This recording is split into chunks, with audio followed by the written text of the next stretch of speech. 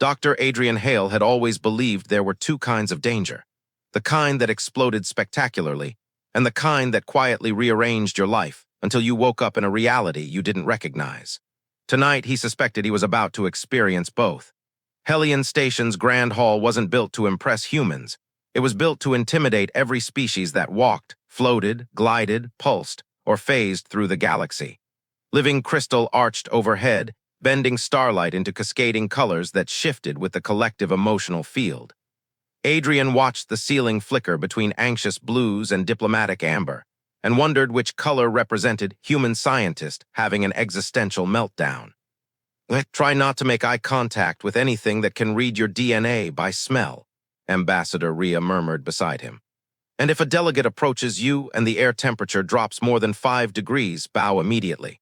That means they're deciding whether you're edible. Fantastic, Adrian muttered.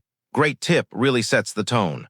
He tugged at the collar of his borrowed formal uniform, something too stiff, too white, and too obviously designed for people who had social skills. Adrian was a xenocognitive researcher. He wrote academic papers with titles like Temporal Overlap in Multi-State Intelligence Systems. He did not belong at the most politically charged gathering in the Celestial Accord. He was here because of one reason: the Vorathi, a species so reclusive no human had ever spoken to one directly. A species whose predatory efficiency was the subject of military nightmare briefings. A species Adrian had studied for 8 years from afar, using scraps of declassified sensor data, fragmented linguistic patterns, and the occasional blurred hollow image. Tonight, their queen was attending the Accord for the first time in 286 years. An alien choir resonated behind him, harmonic frequencies that made his ribs vibrate. Amphibious diplomats drifted in shimmering grav pools. Machine emissaries shaped themselves into temporary symbols, adjusting their geometry to greet new arrivals. Adrian whispered, "This is the most beautiful panic attack I've ever had." Rhea elbowed him. "She's entering." A silence spread, not enforced but instinctive. The atmosphere shifted, denser, sharper. Queen Seraphis stepped into the hall. Adrian felt the change before he saw her, like the air had decided to stand at attention. Seraphis moved with lethal calm, 7 feet of obsidian skin traced with faint bioluminescent ridges that pulsed in elegant patterns along her spine and collarbones. Her golden prism eyes reflected the entire room at once. Her presence didn't demand attention. It erased the need for anything else. Even the crystalline diplomats, normally impossible to impress, dimmed their temporal refractions in deference. Adrian's heart tripped over itself. He'd spent years analyzing Vorathi neural architecture based on limited data, but seeing Seraphis in person was like watching a thunderstorm learn to walk. "Beautiful," he breathed, then immediately regretted it. "Scientifically. Strategically, cognitively, I mean." Too late, Seraphis paused mid-conversation with a multi-state crystalline delegate. Her head tilted slightly. Her gaze found him across the massive hall. The air stilled. Conversations died mid-syllable. Even the gravity field seemed to tighten, waiting. Rhea hissed, "What did you do?" "I didn't do anything," Adrian whispered, panicking. "I was observing quietly to myself."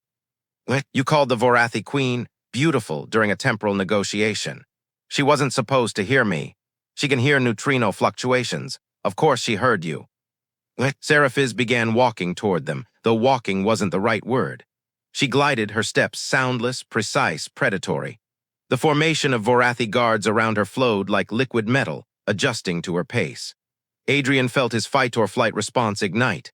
"Ambassador," he whispered urgently, "protocol. Don't run. That is extremely unhelpful in my current psychological condition. Running is considered a declaration of prey status." "Oh good, great, wonderful cultural nuance." Seraphis stopped 2 paces away.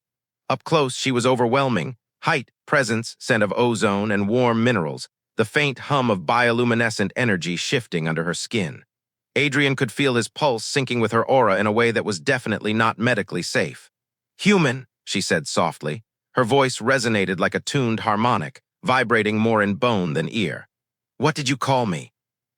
Adrian swallowed, hard. "Beautiful," he said, in the scientific sense. One of her guards stiffened. A nearby species turned translucent in shock. Seraphis blinked, slowly, not offended, not angered, curious. "You observed my negotiation," she said. "Explain your assessment." Academic instinct hijacked his fear. You were communicating across 4 temporal layers simultaneously, responding to each state thread without collapsing the quantum phase of the delegate's speech pattern. That requires adaptive cognition beyond any known baseline. It's, well, extraordinary. The hall murmured, shock, interest, disbelief. Seraphis studied him as though dissecting something valuable. You understand our temporal exchanges, she said. I analyze cognition, all cognition. Yours is the most complex I've ever witnessed. A ripple of gold moved across her bioluminescent ridges, an emotion Adrian couldn't name, but recognized as significant. Then, walk with me. 200 delegates gasped. Adrian blinked. I'm sorry, what? Seraphis turned, not checking if he followed. Her guards shifted formation around them in perfect. The private negotiation corridors of Hellion Station were not built for comfort. They were built for secrets. As Adrian followed Queen Seraphis, the walls shifted subtly around them, adjusting atmospheric density and refractive properties based on the species present. Patterns of light rippled over every surface, reacting to the emotional signatures of the Queen's escort. Every ripple was sharp, focused, on edge. They weren't escorting a diplomat, they were escorting a weapon. Adrian swallowed hard and tried not to look like someone who could be crushed by a firm handshake. The Queen spoke without slowing her pace. You are not what I anticipated from a human delegation. Adrian blinked. Is that good? That depends, Seraphis replied, her voice smooth as dark glass. Do you consider curiosity a threat? Yes, he said before thinking. No, your curiosity is great. My curiosity is good. Everyone's curiosity is situationally safe. She paused very slightly, the Vorathi equivalent of raising an eyebrow. You speak quickly when you are afraid, she said. That's accurate. Does fear sharpen your cognition? Not at all, Adrian said. Fear makes my brain do parkour.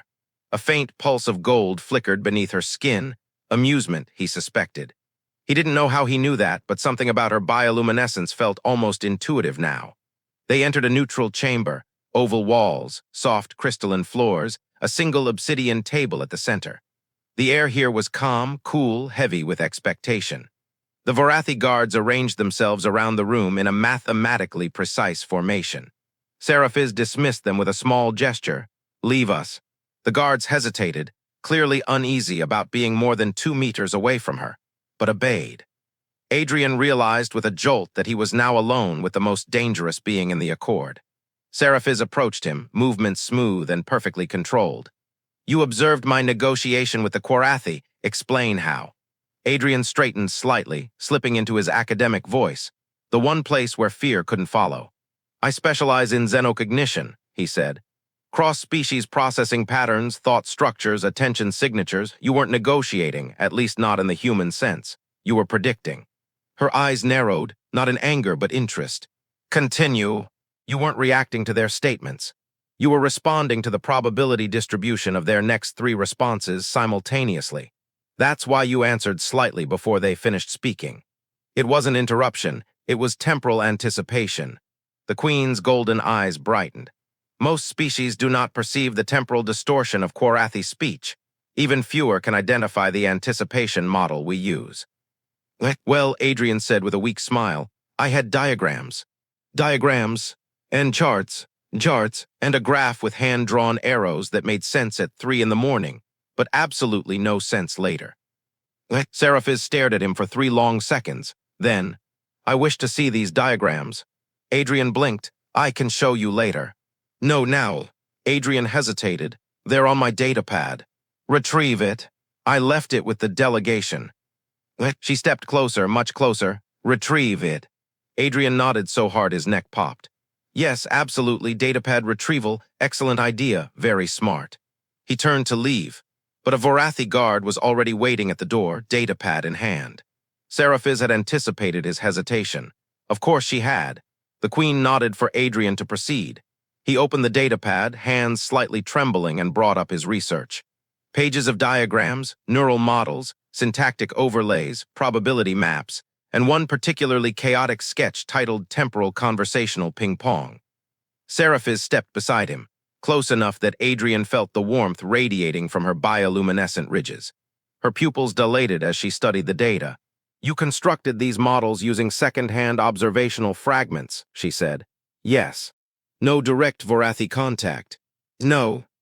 And yet your predictions are within a 5% deviation of our documented cognitive patterns. Adrian's voice softened. I just try to understand how you think. Seraphis looked at him sharply, deeply, as if the words carried weight. Most species fear what they cannot understand, she said. You attempt to understand it. Well, Adrian shrugged. Fear and curiosity use the same circuits. It's just a matter of which one wins. The Queen's bioluminescence pulsed with a soft, shimmering glow, something warmer than anything he'd seen earlier. This, she said quietly, is why you trouble me. Trouble you. You perceive patterns that are not meant for outsiders. You see beneath the surface of strategy. You interpret our silence, our stillness, our restraint. She circled him slowly, not predatory but analytical. To understand a predator is to become dangerous to them, she said. And yet you do not attempt to use this understanding. You simply observe. Well, I like patterns, Adrian murmured. They're comforting, like puzzles that breathe. Seraphis stopped directly in front of him. Human, she said, her voice quieter, now lower, almost intimate. You look at me as though I am not a monster. Adrian froze, her eyes, bright gold, sharp, searching, held something raw beneath them, something almost vulnerable. You're not a monster, he said softly. You're fascinating. The chamber hummed. The Queen's bioluminescent ridges flared briefly, like a heartbeat made of light. But before she could respond, the chamber doors burst open. A panicked Vorathi advisor entered, armor flickering with urgent alerts. My queen, pardon the intrusion, but there has been an incident in the main hall, a diplomatic threat directed at the human. Adrian blinked. Me. What did I do now? I wasn't even there. Seraphis's expression shifted. The grand summit hall had been noisy before, alive with layered conversations in dozens of frequencies. But as Queen Seraphis strode back into the chamber with Adrian close behind her, silence fell like a gravitational collapse. Delegations parted instinctively, each species shifting into its cultural posture of alarm. The air itself tensed, shimmering in faint ripples as defensive fields quietly activated. Only one group did not yield. The Keth Syndicate, a cluster of tall, sinewed beings with skin like rippling metal, their eyes burning with bioplasmic embers. They were infamous for using diplomacy as a prelude to bloodshed. The Keth envoy stepped forward. His voice vibrated the floor. Queen Seraphis, he said, we demand the human be held accountable for violating Level 7 multisensory protocol. Adrian blinked. I don't even know what that is. Several species nodded sympathetically. Humans were known for touching things they shouldn't. The Keth envoy gestured sharply. He projected unauthorized emotional resonance toward our delegation. This is an act of aggression under Keth law. Adrian stared. Projected emotional, I wasn't even near you. The envoy hissed. Your gaze carried intent. Adrian sputtered. My gaze? What did my gaze do? File taxes incorrectly. Several smaller delegates flinched at his volume. Seraphis raised a hand. Instant silence. Her golden eyes locked onto the Keth envoy, unblinking. You accuse a human, she said slowly, of psychic aggression. That is correct. Seraphis stepped closer, her bioluminescent ridges pulsing with a cold, electric light. Humans, she said, are not psychic. That is irrelevant. We felt something. The law states. The law, Seraphis cut in, states nothing that excuses your incompetence. A soft ripple of shock passed through the hall. Vorathi did not insult other species lightly. The envoy stiffened. You dare? Yes, Seraphis said simply. I dare. Her voice sharpened, a crystalline edge beneath velvet. You felt resonance because you interpreted the human's fear as aggression. Your species defaults to hostility. A flaw of biology, not diplomacy. The Keth envoy surged forward, but 3 Vorathi guards materialized instantly between him and the Queen, their armor humming with restrained violence. Adrian whispered, Are they about to fight? This looks like fighting energy. Seraphis placed one hand behind her, palm open, a silent command for Adrian to stay exactly where he was. He did, because despite the terror pulsing through his veins, there was something mesmerizing about her now, calm, coiled, lethal. The envoy's voice cracked with outrage. This human insulted us with intent. Seraphis tilted her head. And how do you propose to prove intent? With a resonance test. The hall stirred. A resonance test. Was dangerous, deadly even. Especially for species without psychic defenses. Adrian's mouth went dry. That sounds bad. Why does that sound bad? Seraphis spoke before the envoy could answer. You will not subject him to your test. That is not for you to decide, the envoy snarled. He stands accused, we demand adjudication. Seraphis took one deliberate step forward. All light in the hall dimmed. Her ridges flared with a predator's warning glow as she spoke each word with cold precision. The human stands under my protection. Gasps erupted from every corner of the hall. A Vorathi declaring protection was not ceremonial. It was binding, it was absolute. It was equivalent to declaring someone part of her personal domain. The envoy recoiled. You protect him, a primitive, a prey-species academic. Adrian coughed. Okay, rude. Seraphis didn't move, but her voice dropped into a register that made every instinct in Adrian's body scream, do not anger this woman. He is under my shield, she said. Touch him, and you challenge me. The Keth envoy faltered for the first time.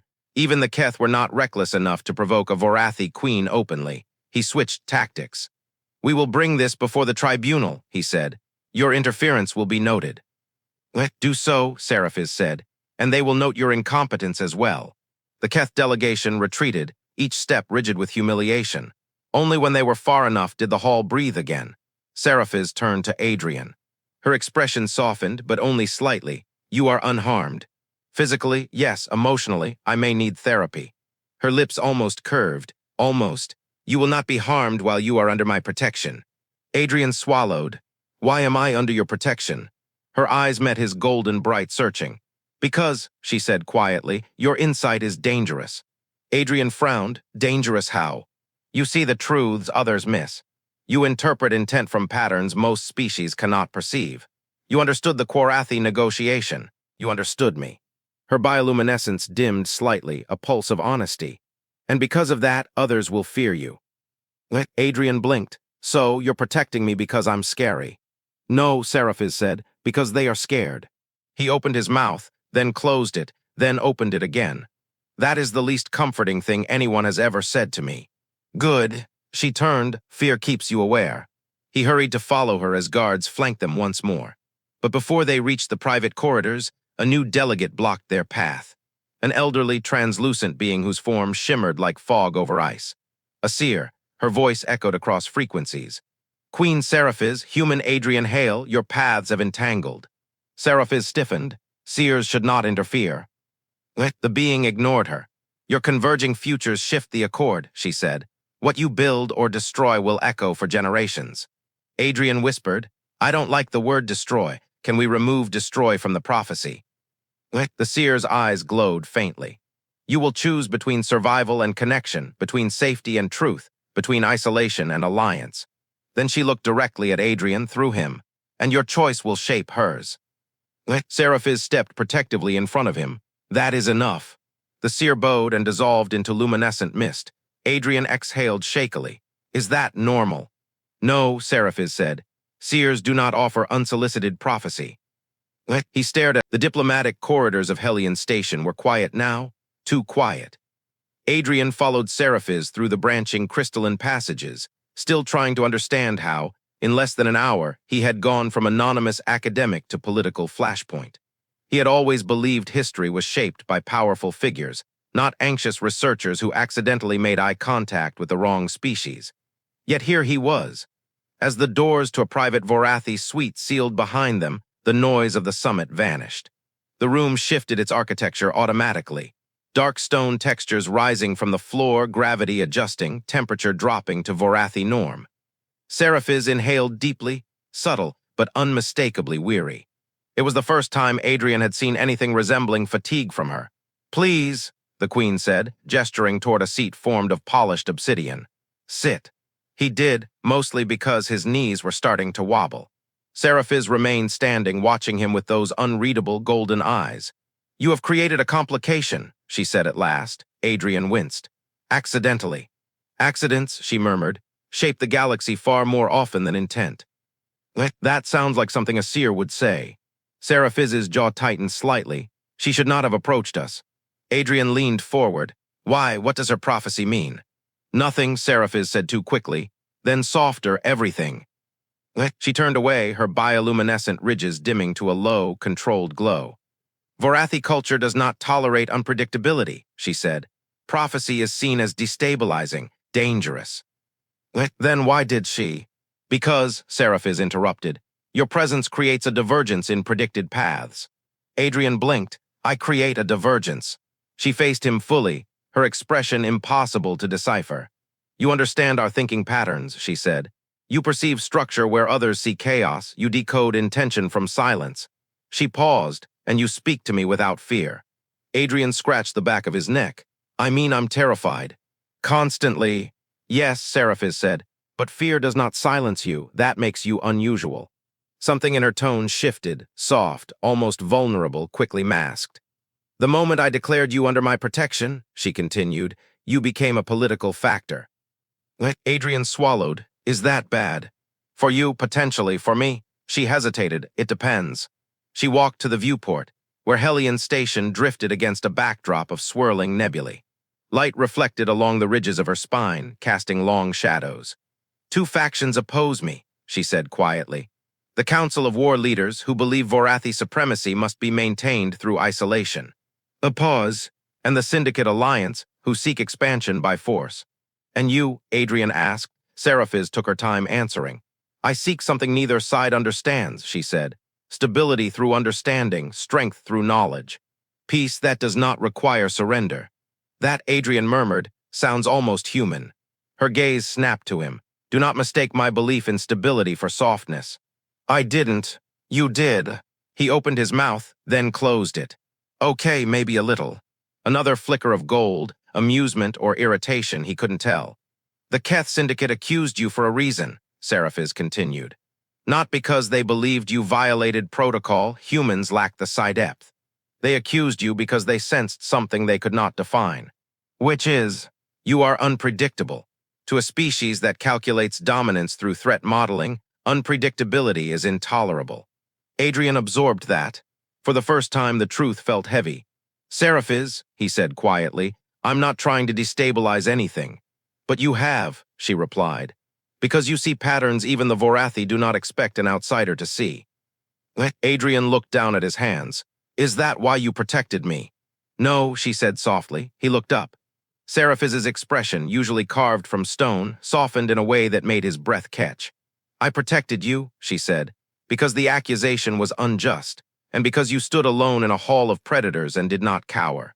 I almost passed out, Adrian whispered, yet you did not run. They held each other's gaze longer than either intended. Then the door chimed. A Vorathi guard stepped in, saluting in a pattern Adrian didn't yet understand. My queen, a coded transmission from the War Council, urgent. Display it. A hologram unfolded, Vorathi runes in cold violet light. Seraphis's ridges bristled. They demand explanation for my protection of the human, she said. They accuse me of compromising Vorathi protocol. The guard shifted uneasily. They request a justification. Seraphis's jaw tightened. Then they will receive one. She dismissed the guard, then turned to Adrian. You must understand something, she said. By placing you under my protection, I did not merely shield you from harm. I made a declaration. What kind of declaration? Seraphis stepped closer, her presence enveloping him like a storm front. The Vorathi, she said, do not protect outsiders. Ever. Adrian exhaled slowly. So what does that make me? Her voice lowered almost to a whisper. A variable, she said. A risk. A pause, a possibility.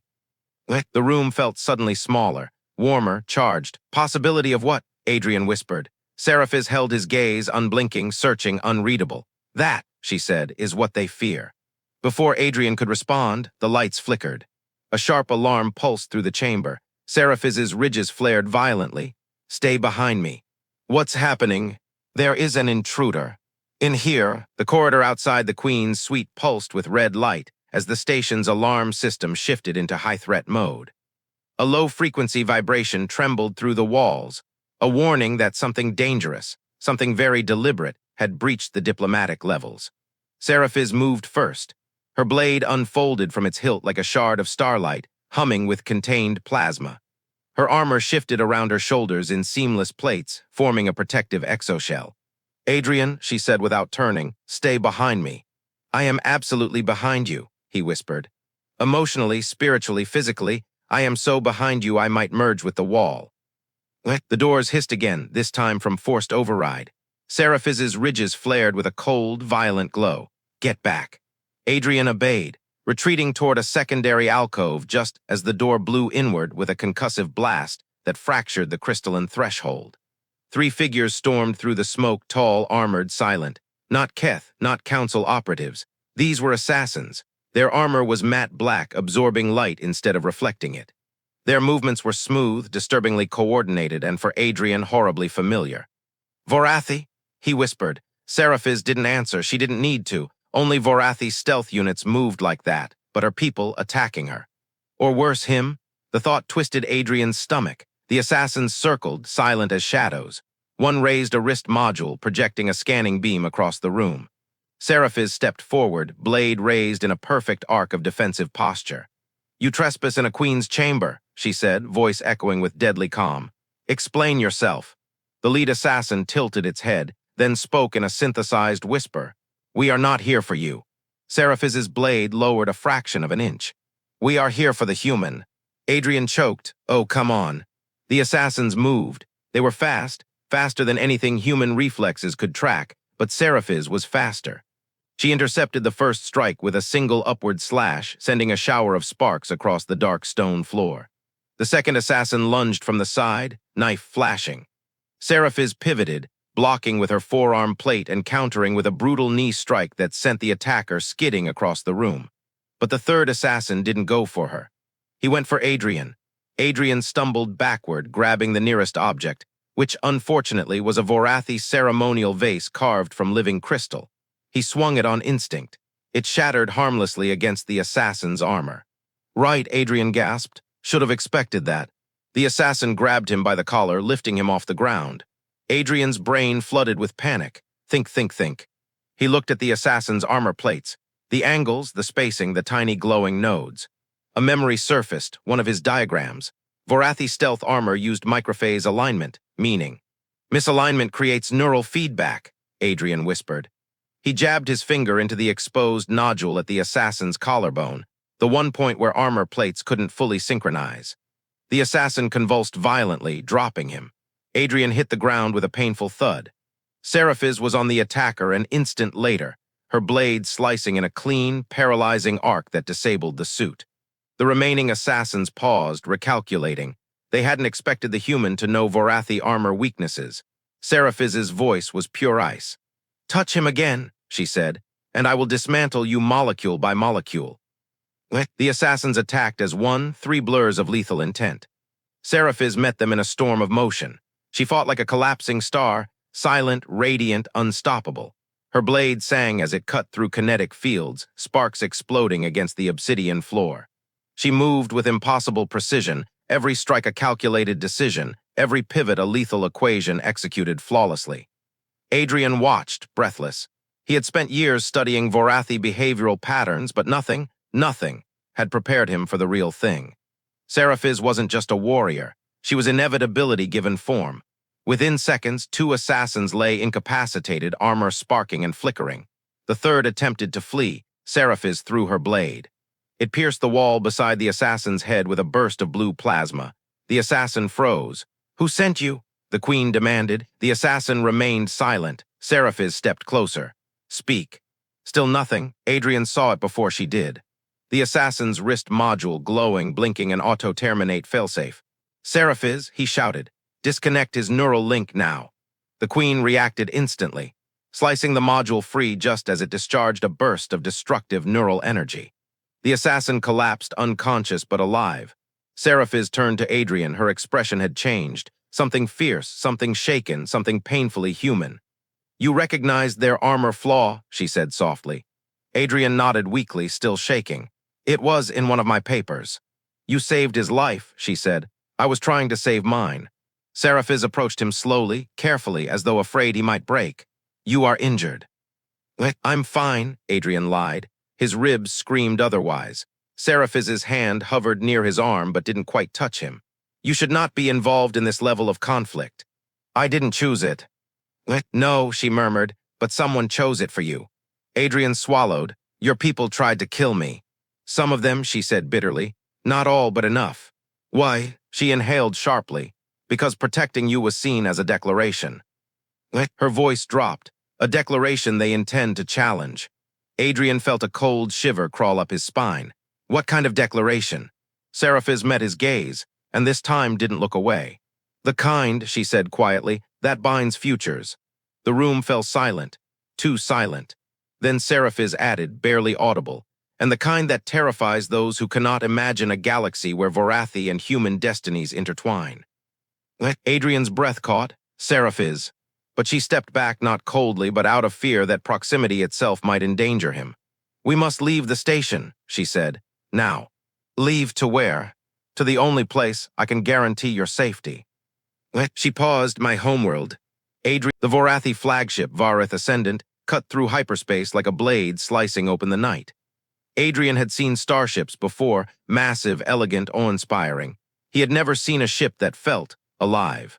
Black metal scales shifted along the hull with each hyperspace ripple, bioluminescent veins pulsing beneath the surface like the heartbeat of some titanic beast. Vorathi architecture didn't imitate predators. It was one. Seraphis had not spoken since they boarded. Not from coldness, Adrian sensed that. She was calculating, preparing. He watched her from across the command chamber as she reviewed the incoming transmission feeds.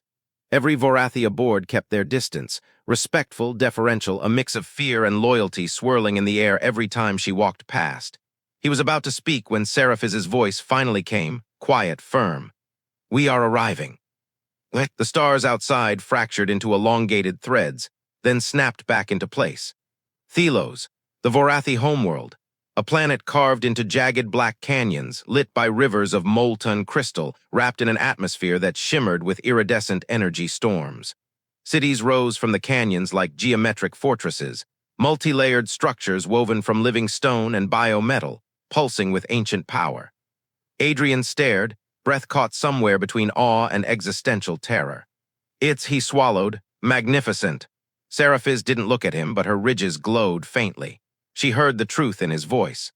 They descended to the royal citadel, a monolithic structure unlike anything humans had ever mapped. The central spire twisted upward like the spine of a colossal creature, crowned with crystalline rings that rotated slowly, generating faint harmonic pulses. Adrian stepped out of the landing bay onto the obsidian platform and felt the weight of 1,000 eyes. Vorathi guards, council emissaries, war leaders all staring at him. Seraphis stepped forward, posture regal, predatory grace flowing through every motion. Adrian, she murmured without looking back, walk beside me, not behind. He hesitated only a second, then obeyed. Gasps rippled through the crowd. Walking beside the queen was not symbolic. Walking beside the queen was a declaration. Inside the Citadel's grand hall, the war council awaited, 12 towering figures in ceremonial plating, every inch of them radiating lethal judgment. The council elder hissed the moment he laid eyes on Adrian. You bring an outsider to Thelos. Seraphis didn't flinch. I bring the human targeted by our own assassins. A murmur of shock. The elder's ridges flared scarlet. You accuse Vorathi of attacking a queen's protected. I state fact. And you shelter the human instead of delivering him for inquiry. Seraphis's voice turned sharp as fractured crystal. He is under my shield. The chamber erupted into uproar, voices rising in overlapping frequencies, each one outraged.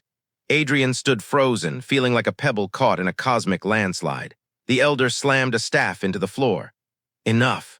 Queen Seraphis, your actions have disrupted centuries of tradition. Declare your reasoning. Seraphis stepped forward, and for the first time since he'd met her, Adrian saw something exposed behind her strength. Not weakness, conviction. She spoke clearly, letting her voice carry through the hall. The assassination attempt was not external. It originated within our ranks. Gasps spread like fire. Proof, the elder demanded. Seraphis turned slightly. Adrian. He startled. You recognize the armor flaw, she said. Explain. Adrian stepped forward slowly, acutely aware that dozens of eyes were analyzing every muscle movement. I studied Vorathi microphase armor for years, he began. The assassins were using an outdated alignment model, one abandoned by your military 86 years ago. Only internal defectors would have access to it. The hall froze, dead silence. Adrian continued, his voice gaining steadiness. And their neural failsafe was a Vorathi military kill switch. Not Keth, not Syndicate, yours. The elder's ridges flickered in disbelief. You imply treason. I imply math, Adrian said. Your own specs match the armor's energy signature. A ripple of outrage, of fear, of dawning realization spread through the chamber. Seraphis stepped beside Adrian, not shielding him but aligning with him. The traitors acted to sabotage diplomatic progression, she said. They fear what the human represents. And what is that? The elder spat. Seraphis met Adrian's eyes, then turned to the council. Possibility. The word echoed through the chamber. Human cognition identifies patterns we do not, Seraphis continued.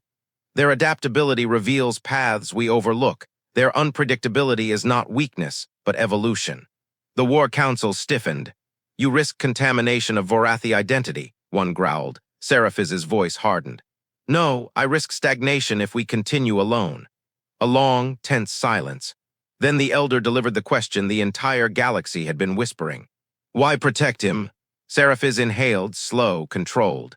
Then she turned fully toward Adrian. Her golden eyes glowed with something he had never seen from her before, something unguarded, unmistakable. When he looked at me, Seraphis said, he did not see a monster or a weapon or a myth. He saw a mind. She paused, and in 3 centuries, no one has done that. Adrian's heartbeat thundered in his ears. The hall shifted, energy tightening, waiting. Seraphis stepped closer to him. This human has shown me truths our people have forgotten, and I will not allow fear, yours or anyone else's, to determine the future of the Vorathi. The elder spoke slowly, voice trembling with anger. You declare him partner. The entire hall inhaled. Adrian forgot how to breathe. Seraphis looked at him now, not as a queen, not as a warrior, but as someone choosing honesty over tradition. No, she said softly. Adrian's chest sank. Then she added, not yet. A shockwave of whispers rippled through the chamber. Seraphis's next words were steady, deliberate, carved from certainty. But I declare him my equal in discourse. My chosen advisor, my protected, and if the future aligns. Her gaze held his, my chosen. Silence, charged, beautiful, terrifying. The War Council erupted, but their outrage no longer mattered. Seraphis raised one hand and the hall obeyed, falling into reluctant quiet. She leaned toward Adrian, voice low enough only he heard. You once asked what you are to me, she murmured. You are not prey, not accident, not anomaly. Her ridges glowed in harmonious waves. You are the divergence that changes everything. Adrian's breath caught, every nerve in his body pulling toward her, not out of fear, but recognition, connection. Seraphis extended her hand, not a command, but an invitation. Walk beside me, she said, into whatever future we create. And with all of Thelos watching, with every fear and possibility colliding in his chest, Adrian Hale placed his hand in hers. Not as an academic, not as a protected, but as the human who dared to see a queen as magnificent not because she ruled, but because she was real. Together they walked forward, into a future neither civilization